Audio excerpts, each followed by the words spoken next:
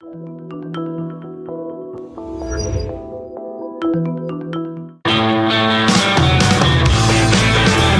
is the Gerry Callahan Show. All right, it is Friday, August 1st. And we begin this day like we've begun just about every single day since January 20th. Wake up, we got online, we put on the TV, we watch the news, and we wonder, when are they going to arrest someone? That's how we start our day, looking to see if anybody has been held accountable for the many, many crimes we've documented over the last 5-10 years. Here's your list. If you're keeping track, these are the various scandals and the things that we thought would lead to people in handcuffs at some point under the second Trump administration. Let's go through it. The Russian collusion hoax, we'll get to that. 0 arrests. January 6th, 0 arrests. The Mar-a-Lago raid, the Biden auto pen scandal, the Epstein pedophile scandal, COVID cover-up, Benghazi, Doge, the Ukraine impeachment hoax. All these things we lived through, we talked about, we wondered, would these perpetrators ever be brought to justice? And the answer is, well, not yet. And I know Dan Bongino and Kash Patel have asked repeatedly for patience, and we're trying. We're trying, Ringo. We're trying real hard to be patient. But when you sit there and you read and watch and hear about all the nefarious acts by people, beginning with Barack Obama and Hillary Clinton on down, to Dr. Fauci, to James Comey, to Hunter and the Biden crime family, you say, will we ever see justice? I'm sorry, we have to ask that question again today. And I'd like to put the media on that list. I'd like to put some of the co-conspirators in the Russia hoax on that list, because what we learned yesterday was it is worse than we thought. It was an op, and it was designed to distract from Hillary Clinton's scandals in the summer of 2016. As if you don't remember, she was on the ropes in the campaign against Trump. The email scandal was burgeoning. James Comey came out on July 5th, 2016, and said he wasn't going to press charges, but he laid out a pretty obvious scandal where she destroyed 33,000 emails and wiped her server with whatever they called it, a bit something, and smashed her phones. I mean, it was the definition of obstruction of justice. So what did they do? They literally said, we have to change the narrative. And they made up the Russia hoax. They made up the narrative that Donald Trump was colluding with Russia, that Russia hacked our election. That was later on, but they tried to undermine his campaign and then later his presidency. And the evidence is pouring in every day. And again, the reason they got away with it, the reason she could pull off this hoax is because she had a complicit media, because they knew all the mainstream media outlets, from the New York Times to the Washington Post to all the networks to CNN, they would run with it. And I find this fascinating. We're going to get to the details of the Durham Report Annex, which is just damning. I've been lied to once or twice in my career when I was a reporter, a columnist, a talk show host. And there's one thing that I find really, I don't know, it's telling. It's revealing about the mainstream media throughout the Russia hoax, hell, throughout the whole Trump term, first term, Trump second term, Biden presidency, you name it. These co-conspirators in the media, the Washington Post, the New York Times, they were lied to over and over again by the Hillary campaign, by Obama, by all the principals, by Comey and Brennan. And they're still being lied to, and they don't care. They don't care. They know they were part of this conspiracy. They know Hillary could not have done it without them, and they're continuing to carry the water. They have no choice. They can't turn back now. They wrote books. They won awards.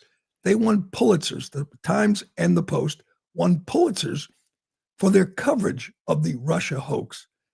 And they've gone too far. They've dug in too deep. So they cannot tell you the truth. Here are the numbers from Newsbusters. It's amazing.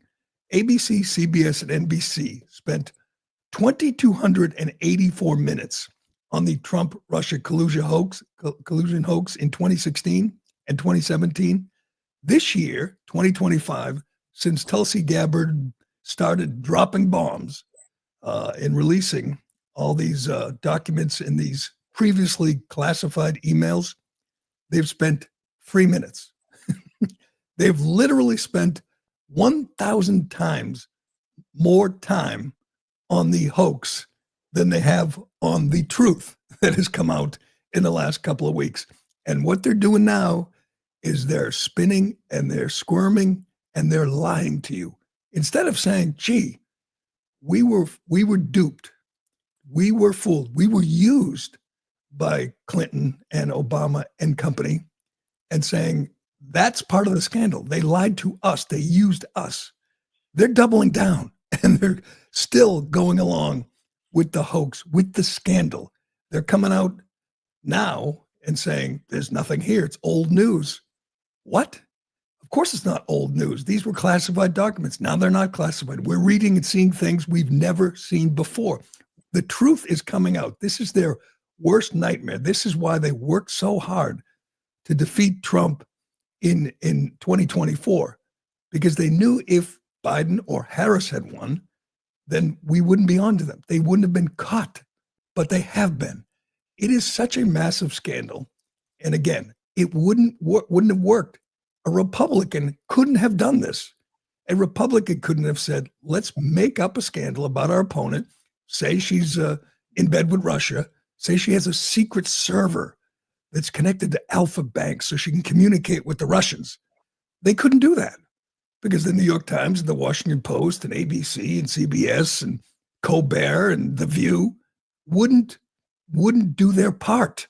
The only reason, the main reason Hillary Clinton and this den of thieves around her could pull this off is because the media was just as deranged, just as determined to stop Trump as they were. And now it is, I mean, it's glorious to watch. They know they were duped.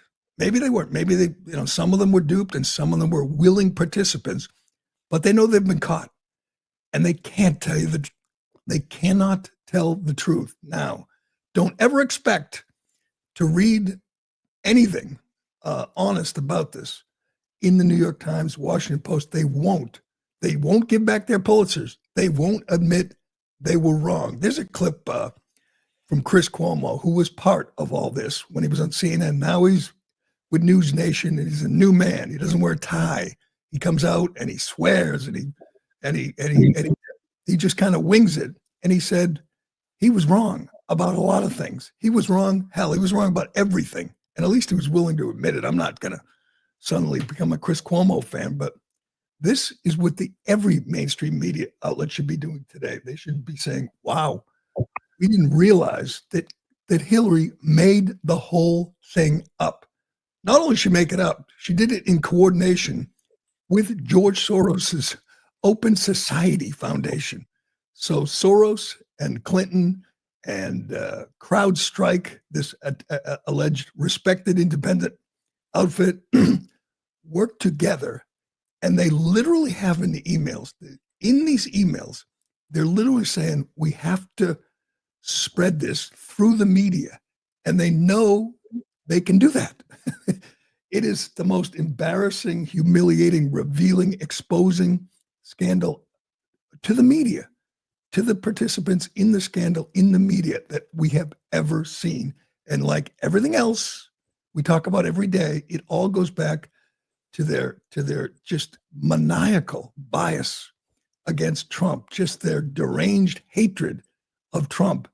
They were willing to sacrifice their dignity, and the last shred of self-respect they may have had out the window. They were willing to give that all up to help in the effort to stop Trump. And thankfully, they failed, and thankfully, we are finding out the truth, and it's worse than we thought. Hillary Clinton, we knew she was just an awful candidate and a really bad person. It's worse. She's evil. This woman is just demonic when you think of what she did and how she carried it out and how she's still running with the lie that Trump was a Putin puppet. Here's an account, and it's worth reading in detail about what we've learned from these releases this week. Here's from the New York Post. Hillary Clinton signed off on a plan hatched by a top campaign advisor to smear Donald Trump with false claims of Russian collusion and distract from her own mounting email scandal, according to explosive intelligence files declassified on Thursday. That's the key. They were declassified yesterday. Any mainstream media hack who tells you, we all knew this, it's old news, is flat out lying to your face. The 24-page intelligence annex was compiled from memos and emails obtained by the Obama administration in the lead up to Election Day that laid out confidential conversations between leaders of the DNC and liberal billionaires George Soros' Open Society Foundation. The plot, the brainchild of Clinton campaign foreign policy advisor Julianne Smith, including, quote, raising the theme of Putin's support for Trump and, quote, subsequently steering public opinion toward the notion that it needs to equate the Russian leader's political influence campaign with actual hacking of election infrastructure. So they literally made that up. And then we spent 10 years of them saying they hacked the infrastructure of our election to help Trump win. That was false. That is clearly fiction. And yet nobody has taken responsibility. No one. According to Tulsi Gabbard, she has whistleblowers who are telling the story in detail. It's going to get worse, not just for Clinton, but for all those involved. It's remarkable. Julie, this is from, there's a guy named Leonard Bernardo. He worked for Soros. He was in the loop on the scheme, according to these documents. Quote, Julie says, it will be good. It will be a long-term affair to demonize Putin and Trump. Now it is good for a post-convention bounce. Later, the FBI will put more oil into the fire. This guy working for Soros and with Clinton said that they will get a post-convention bounce from this made-up scandal, and the FBI will put more oil into the fire. It's Bernardo writes, HRC, Clinton approved Julie's idea about Trump and Russian hackers hampering U.S. elections.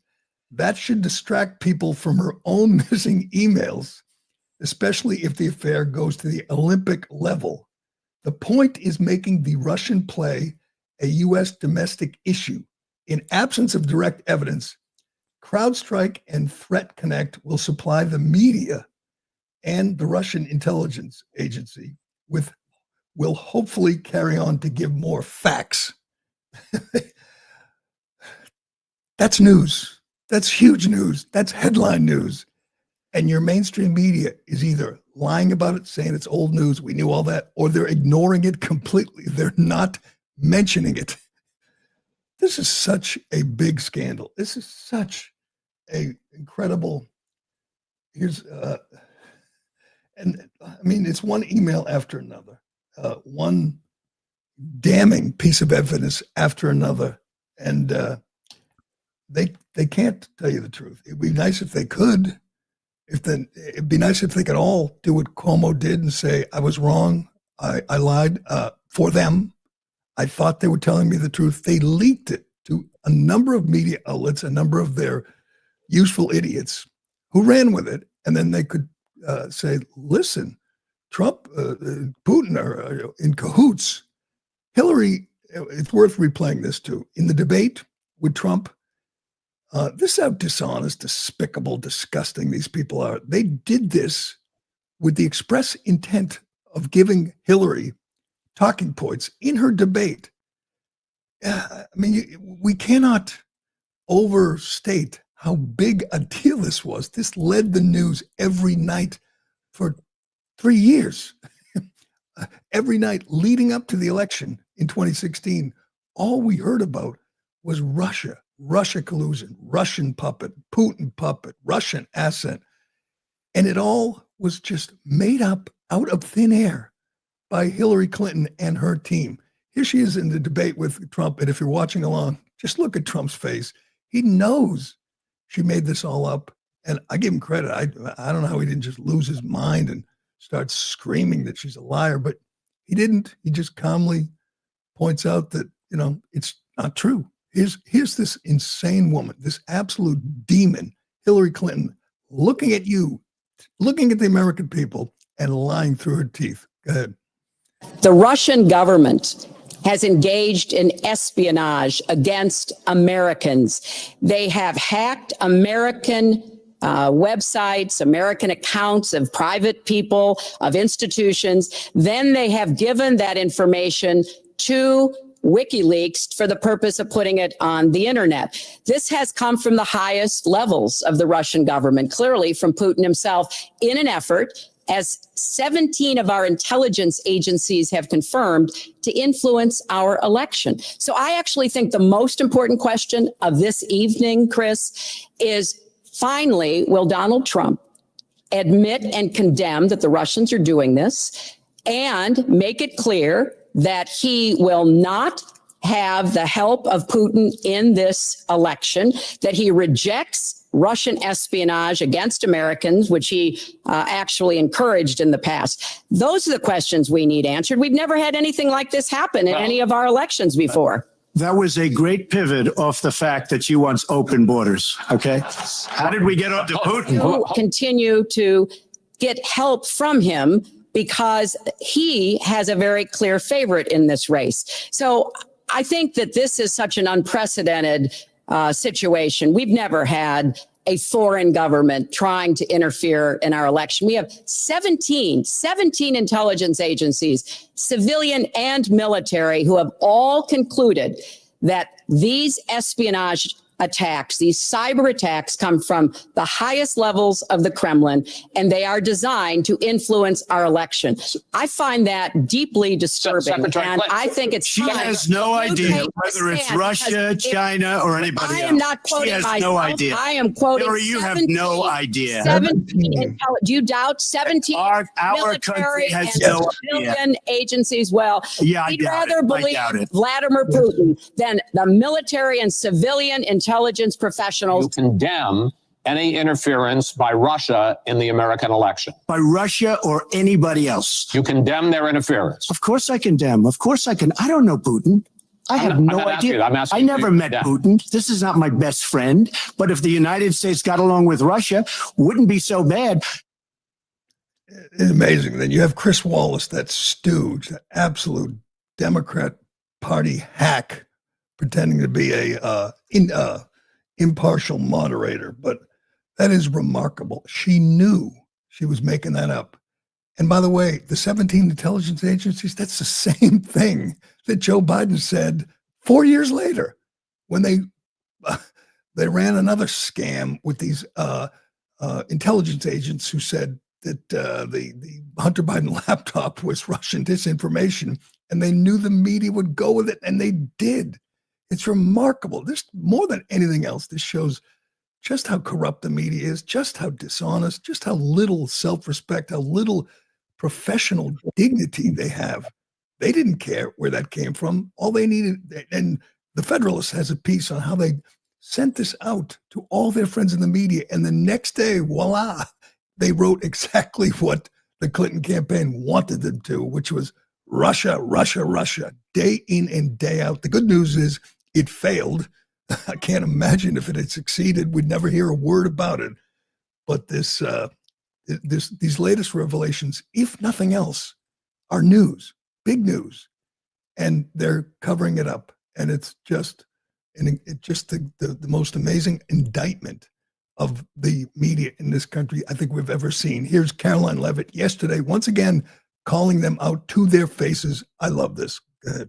Well, I think a major organization of the national security apparatus, at least here at the White House within the National Security Council, has indeed taken place, and the president entrusts his current CIA director, John Ratcliffe, and our ODNI director, Tulsi Gabbard, to make the necessary changes to ensure classified intelligence, especially that could implement or hurt the national security of our country, does not make its way into the hands of irresponsible actors who want to politicize that intelligence for their own end. Since you brought up the declassification report that was put out by Senator Grassley today, I'm glad you brought it up, because this should be a story every outlet in this room should be covering. This is further evidence that Hillary Clinton approved the Russia hoax against President Trump. Her campaign financed it. Again, she approved it. And the FBI and the CIA were both weaponized to, as our director of CIA has said, accelerate this hoax against then candidate and former President Trump. To answer the heart of your question, the president wants to see justice served, and he trusts the Attorney General and the Department of Justice to implement that justice and hold these people accountable. By the way, John Solomon, Just the News, a great reporter, lays out the case they can make against Obama. If Obama has presidential immunity, and he probably does, if it doesn't rise to the level of treason, they can bring him in, put him under oath, and he has to answer questions truthfully. Immunity, presidential immunity, is like any other immunity. You're off the hook. It's like having a pardon. You're off the hook, but you can't lie, or then you'll be on the hook. So they can indeed call Obama in and put him under oath and ask him about his role in this and see if he's willing to risk a perjury. But that could happen. That may happen again. I wait every day and wonder every damn day if we're ever going to see this. By the way, speaking of media bias, I gave you the numbers on the big three networks. How about this from Colbert? Since 2022, 176 Democrat guests, one Republican, one. Guess who? Liz Cheney. So I guess it's a nominal. It's a rhino who since lost her seat by 40 points and is out there still screaming, probably talking about Russia hoax with her cats at home right now. But all right, these documents are just mind blowing, and you really should read them. You really should read all the coverage you can find. It's not easy to find, but you can read the Post. You can read the New York Post, the Federalist, and John Solomon, and find out just how far, how deep, how high up in our government this cover-up went. But it won't matter unless there's accountability. It won't matter unless someone gets arrested. It is time. I don't care. Start with Brennan, start with Comey, get to Hillary, get to Obama, but these people are all complicit and guilty as hell. All right, that's the big news of the day, but we got so much. Both Kamala and Joe Biden came out of hiding yesterday. They both made public appearances. It went about as well as you'd expect. Man, Kamala can't open her mouth without me just, it's truly mind-blowing that she was almost president. This woman could not manage a 7-Eleven. She could not hold a job like in the private sector. She's just so awful, cringy, dumb, and it didn't go well, I don't think, even though she sat down and Colbert gave her a foot massage and all the hyenas in the crowd were cackling with her. It was a disaster. We will get to that and much more, but first. Excuse me. If you've ever searched for your name or address on Google, it's shocking to find how many results have your personal information, and it's not by chance. Data brokers and people search sites, collect your personal information, your name, address, phone number, financial info, income, and hundreds of other records. They sell it and share it publicly without your consent. But Incogni is here to put an end to that. It hunts down these unethical sites and gets your info removed from the places that expose your private information. You don't have to email anyone, fill out forms, or jump through hoops. They handle the entire process for you. Incogni is also continually monitoring if your data is put back into these databases, requesting repeated removals. This way, it keeps them off there forever. So you get fewer spam calls, spam emails, and you get more peace of mind. And best of all, you can cancel anytime, and they offer a 30-day money-back guarantee, so you can get it completely risk-free. Right now, you get 60% off an annual plan by going to incogni.com and use code word Callahan. That's incogni, incogni.com/Callahan, and use the code word Callahan at checkout. You get 60% off and protect your data for an entire year. Two lame duck Democrats, two Democrat icons sat down together yesterday with Kamala Harris, who's selling a book. This book is going to be just laughable. I mean, obviously, she can't speak. She can't write.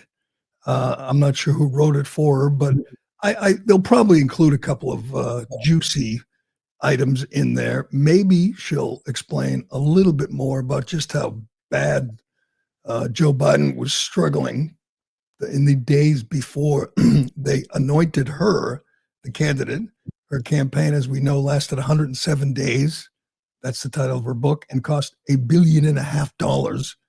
So she's basically, I mean, this is the captain of the Titanic writing about his journey. It's just, she is writing about perhaps the worst run campaign in American history, but she has to include something to make it marketable. So there'll be something in there. Trump said he was going to read it. I don't think he will, but we'll read the excerpts, and I'm sure there'll be something in there. I mean, she's dumb, but the people around her are smart enough to know they have to include something. But this is one cringe, just mega cringe after another, this interview. She just can't stop laughing. She just can't stop rambling. She's just so bad at this. Trump said that yesterday when he was asked about her not running for governor of California and, what's her future? And he just said, she can't speak. She can't do an interview. How is she going to run for president again? She's just that bad. But here she is. I think he's asking, I don't know what he's asking, but she starts talking about Dougie. Poor Dougie. And the crowd just laughs. And it's like, where's the funny part? What are you laughing at? Watch this. I mean, there's a lot of personal stuff in the book. I mean, poor Dougie. You're blowing the lid off of Doug? What's going on? For example, my birthday's in October. The election's in November. You see where I'm going? No. And Dougie kind of dropped the ball on my big birthday. He didn't get you anything? Oh, you have to read the book. All right. Just tell me the page. Tell me the page. What are you laughing at? Colbert can't even fake laugh at this. She's just laughing hysterically at nothing. And we're supposed to buy the book to find out what Dougie got her for her birthday. By the way, poor Dougie. Dougie hurt her campaign big time. I mean, when we found out he knocked up the nanny and he smacked around his girlfriend, poor Dougie. Why don't you tell the truth about that in the book? Kamala, tell us the truth about when you found out that he knocked up the nanny and when you found out that, he smacked around his girlfriend. Poor Dougie. We could play clips from this all day. That's her answer to everything. Just laughing hysterically at nothing. And it gets worse because the crowd laughs with her because they're a bunch of, sycophants. Colbert could barely play along. It was just so uncomfortable. She has no future. She's not running for governor of California, which is the only state she could win. And she certainly can't, win the White House. She can't win the nomination. You think any serious Democrat is going to support her, give her money, campaign for her? David Axelrod said she is running in 2028. Good. That's so good. We need that. We need her in the race. We need her on the debate stage up there with Jasmine Crockett and Tim Walz and Greasy Gavin and whoever else runs. because every time she speaks, you say, God, did we dodge a bullet or what? That is just, historians will look back and say, how was she nominated? How did she get the nomination? Oh, they just gave it to her. Biden stepped down and they gave it to her. No one voted for her. No one wanted her. But she's not going away. She's only 60, so she'll be around. Let's get to Joe. Joe came out of hiding. Joe spoke at the National Bar Association's 100th anniversary. They gave him an award. I don't know for what. Typical, bar association stuff. These are hard left liberals. They hate Trump. They worked hard to get Joe elected. They failed, but they're not giving up on Joe. They had him at their big, big event, and they gave him an award and, cheered him and laughed at his jokes. But he hasn't changed much. I'll say that. He doesn't sound any more senile than he did a few months ago, but he's still singing from the same songbook, man, still screaming about Trump. Here's a clip from Joe last night. Friends, we need to face the hard truth of this administration. It has been to ease all the gains we've made in my administration, to erase history rather than make it, to erase fairness, equality, to erase justice itself. And that's not hyperbole, that's a fact. Erase equality, erase justice. Do they think it's a criticism of Trump when they say he's dismantling all Biden did? That's why we voted for him. That's exactly why they voted. We all voted for Trump to undo the damage that man did to this country. And we see it every day. I want to get to the latest numbers because, Joe Biden, he told a lot of lies. He is a absolute serial liar. And he told me all during the campaign that there was nothing he could do about the open border. He needed legislation. He did all he could. And he needed Congress to act. And it was Trump that was obstructing Congress and stopping them from closing the border. That was, like everything else Joe said, an absolute lie. Here's the latest breaking from Bill Malugin. U.S. Border Patrol Chief Mike Banks reports a new record monthly low at the southern border. Only 4,399 Border Patrol apprehensions in June, beating the prior record, 6,000, which was in June. In July, they had 4,400.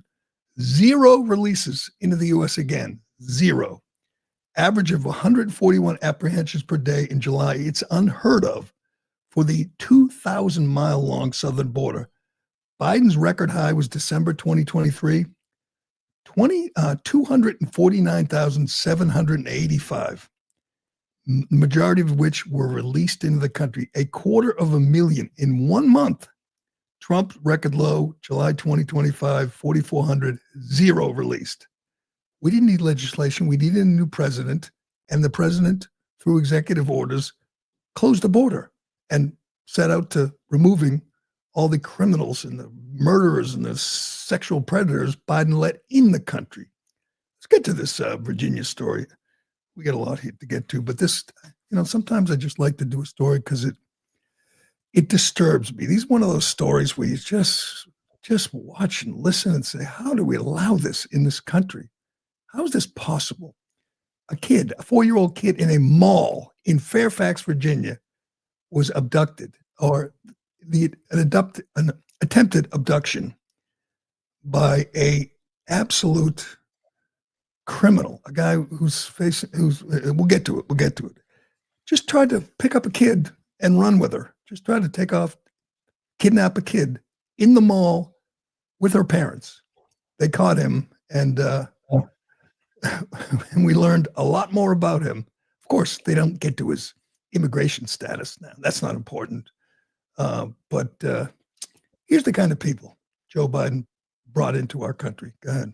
Now we have some new video tonight of some terrifying moments for a local family when their toddler was abducted in the Fair Oaks Mall. It's a story News 4 told you about last week. Fairfax County Police are sharing this new surveillance video. It shows the suspect walk into a children's play area, and moments later, a little girl walked out. Watch closely. He followed shortly behind her and then casually picked her up. He walked out of view and into a nearby store with a little girl in his arms. News 4 obtained a criminal complaint. It said the girl's father was in the play area with her sibling and didn't realize she'd walked out.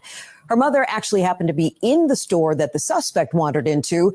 She noticed the man with her child, confronted him, and he gave the girl up and took off. Fairfax County Police eventually arrested him. His name is Andreas Caceres Jalden.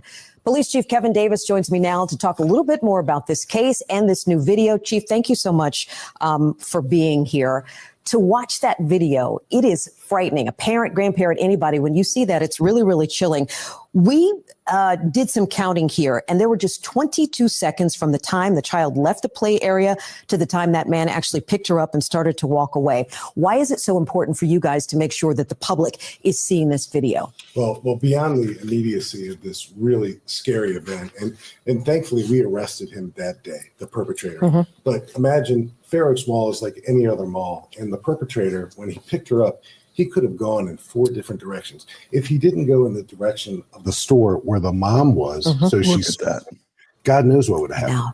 So we share this not to alarm people, but to make everyone realize that, yes, it can happen to anyone. It happens so very quickly, like you pointed out. And we were glad to take advantage of our real-time crime center in a very real way to catch this person the very same day. And he remains incarcerated with no bond. Wow.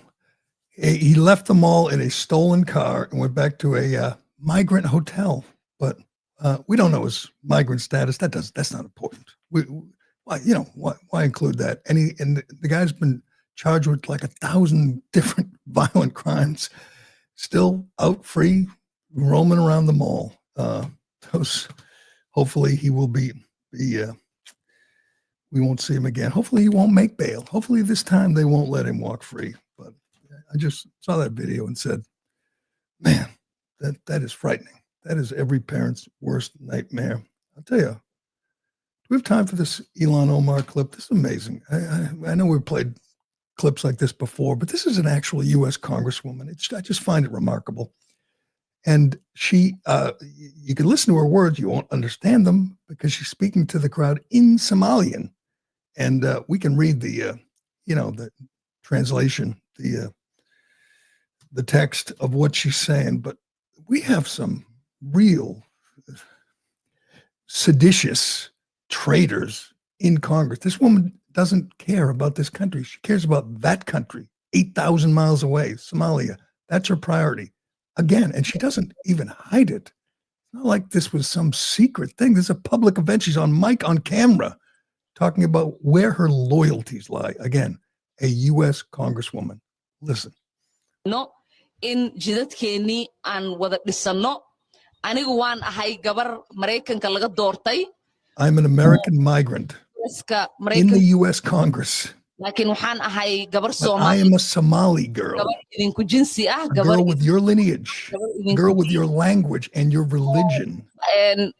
That was a young child taken from her country, misses her country, and wishes to live there and share with its people. Marka alhamdulillah. And cheers.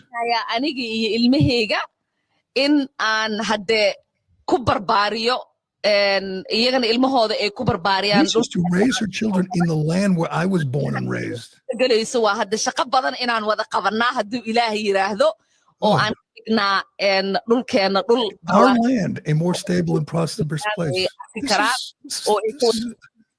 Again, a U.S. Congresswoman saying this isn't her land. This isn't her country. That is. And she wishes to live. I'm not sure what's stopping her from living here. Maybe it's the 180 grand she makes and the power she wields. A woman who wishes to live in the country where she was born and raised, to live there with her family in her country.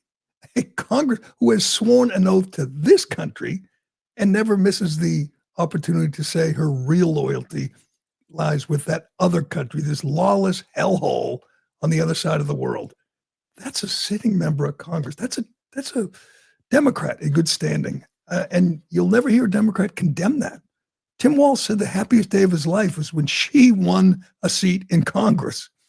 That woman who doesn't give a damn about this country. just remarkable. And she's, helping them run all the scams. I don't know. I'm sure you've heard there's a scam in Minneapolis where none of the Somalian mothers claim to be married. They're all single, just so they can maximize their benefits. If they were married, they would lose some of the handouts. It's a big scandal in Minneapolis, but no one seems to care because that would be racist. All right, I got a lot more to get to. I want to get to this. Do I have time for this? Yes, I do. The Sydney Sweeney thing just won't die, and it's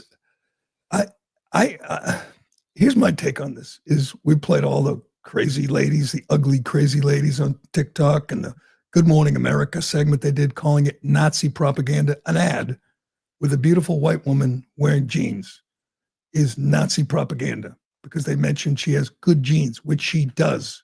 She has good genes, just like Beyonce has good genes, or LeBron James has good genes, or any great athlete you say has good genes. And we see two athletes get married, and then they have a child. You say that child has good genes.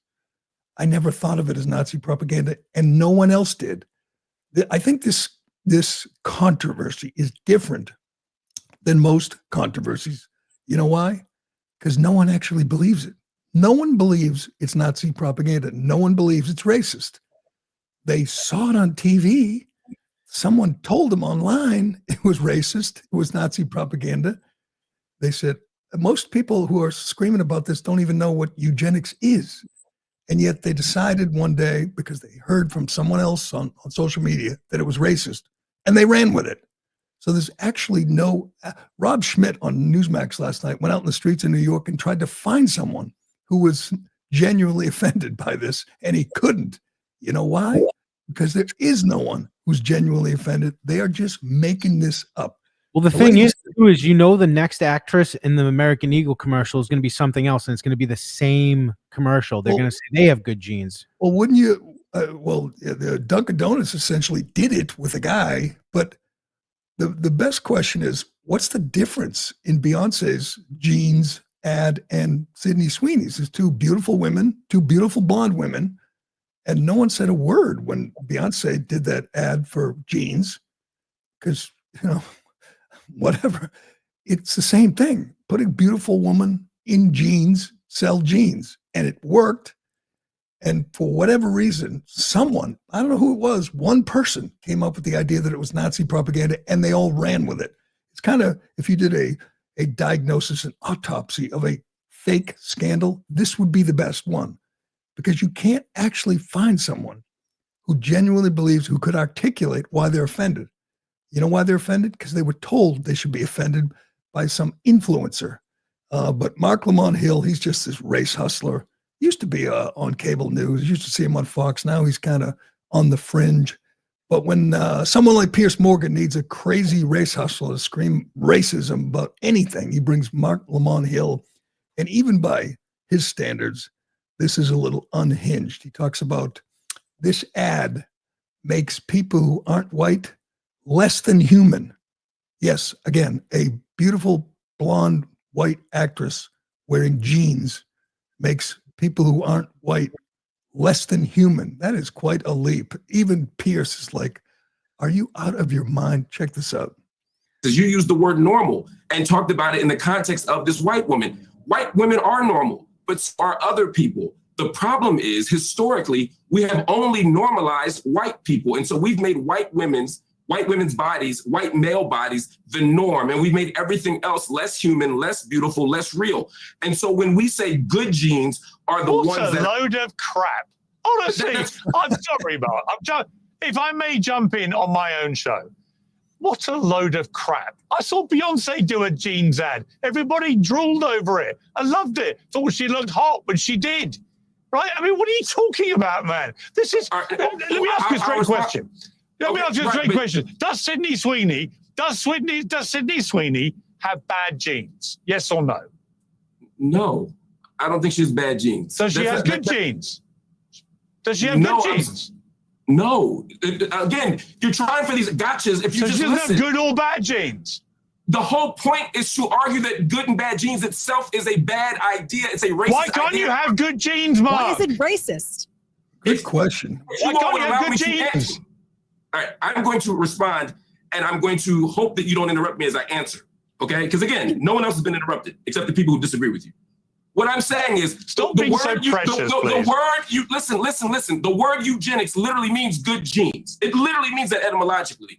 The point here is to judge human beings based on their genes and to decide that you have good genes and you have bad genes isn't in and of itself a racist project. That's the point. So no, it's not that I think that I have good genes and you can't say anyone else has good genes. I'm saying let's get rid of the good genes narrative, particularly when it's based on hair and eyes and body type. Why? Because those things are racially coded. And okay, what if I say Beyonce has good genes? What, honest to God, what if I say Patrick Mahomes has good genes? His father was a Major League Baseball player.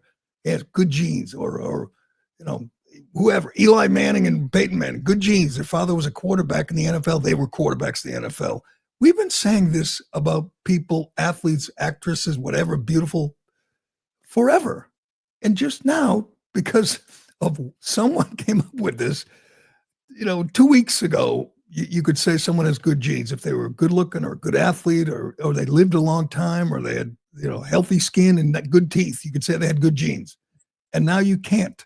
If you say she has good genes, it's racist. It's, what did he call it? A racist trope. It's eugenics. But I think you could say there've been more references to good genes as it pertains to black people than white people over the years. And no one gave it a thought. It was like, yeah, they have good genes, good lineage. Their parents are both athletes. Their parents are both beautiful. And look at her, she's beautiful. People probably said that about Beyonce when she, did a jeans ad. And no one thought twice. It wasn't racist. It wasn't eugenics. It wasn't Nazi propaganda. But this is insane.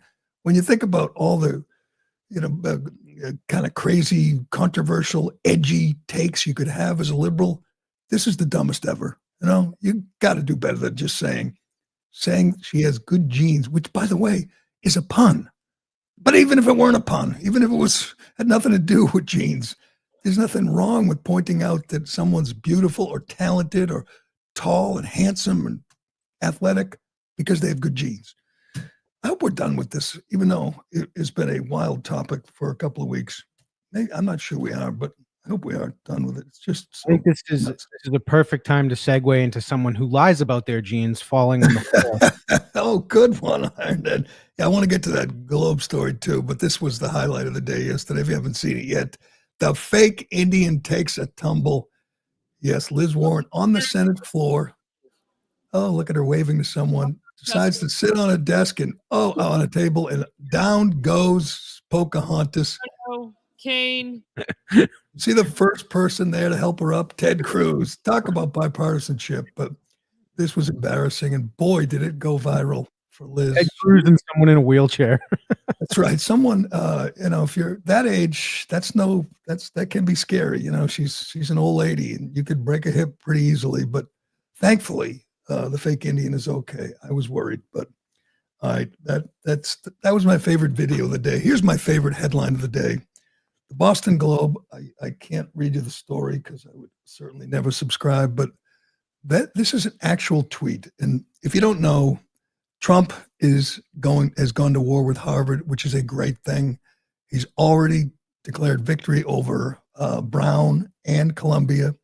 They've had to pay through the nose for racism and anti-Semitism, for using racial criteria in admissions and hiring. This is what he promised to do, and he's doing it, and he's getting results. You have a place like Brown, just this left-wing, crazy hotbed of all the craziest left-wing ideas, which can no longer discriminate against white and Asian students, which will no longer tolerate blatant anti-Semitism on their campuses. That's the result of Trump pressuring them, and they're paying real money. Harvard's next. I don't think they've reached a number yet, but Harvard is going to pay for their explicitly racist policies. So they don't have as much federal funding. Trump has withheld federal funding, which we've talked about. I don't even know why we're giving them anything. Harvard is fabulously wealthy. They have a $53 billion endowment. They bring in billions every day through tuitions and fees. They own half the freaking real estate in Boston and Cambridge. Their real estate portfolio must be in the trillions. So they are flush with cash. They had a program where they gave air conditioners to their neighbors in need in the hot summer months. When Trump cut their funding, I believe what he cut, like $2 billion, maybe tops. I know there was a couple of different installments or cuts. Whatever it is, it was a drop in the bucket. Harvard is still the wealthiest private university in the world, I'm guessing, just when you include all their real estate. They have billions and billions and billions. Well, they stopped giving air conditioners to needy neighbors. Here's your headline from the Boston Globe. It breaks my heart. Trump's cuts to Harvard leave Boston's vulnerable sweltering without AC. Now, obviously, it's not, you can't take it too seriously. It's the Boston Globe, which is a joke.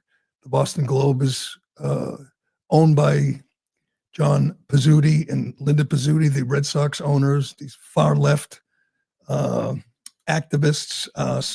It's Linda Pizzuti's a little plaything. It's not really a newspaper.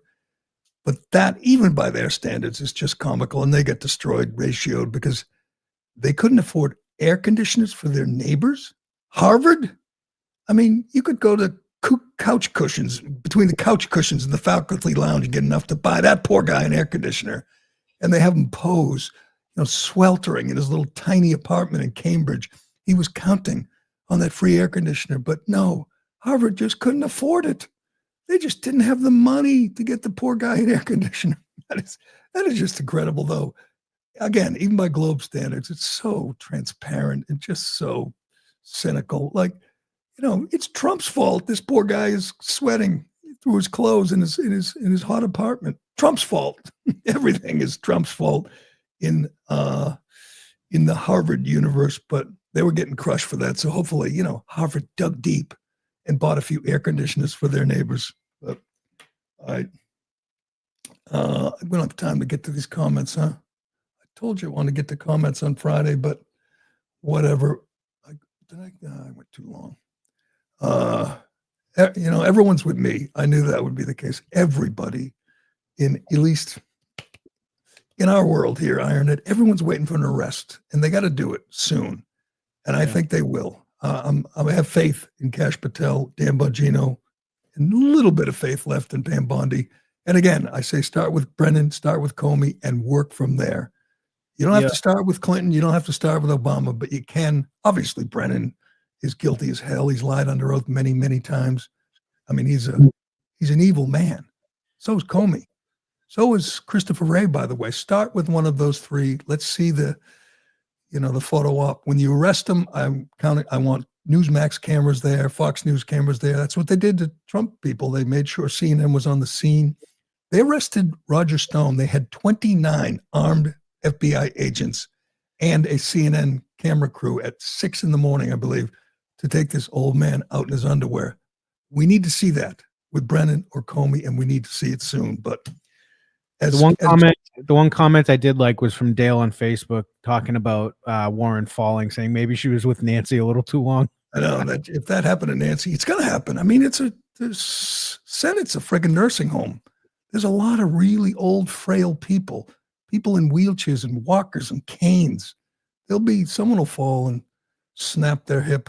And I'm not rooting for that, but it's inevitable when you get that many 80-year-olds in one room forced to, climb stairs and walk down the hall. It's not going to end well. You stay that long, it never ends. No one grows old with dignity. It just isn't possible. But all right, that will do it for today and for this week. Another wild week, but it's going to get wilder because they're going to start arresting people. I'm looking at the positive, Ironhead. I'm optimistic. It seems like there's just so much evidence here. It's time to slap the handcuffs on these cretins. But I'm hoping. All right, thanks for listening. Thanks for watching. I'm Gerry Callahan. This is the Callahan Show. We'll do it again Monday morning. Thank you. Oh my God. Is she crazy? Thank you. Thank you Wow. all. Thank you so very much. Thank you, everyone. Thank you, everyone. Thank you. Oh, too many thank yous.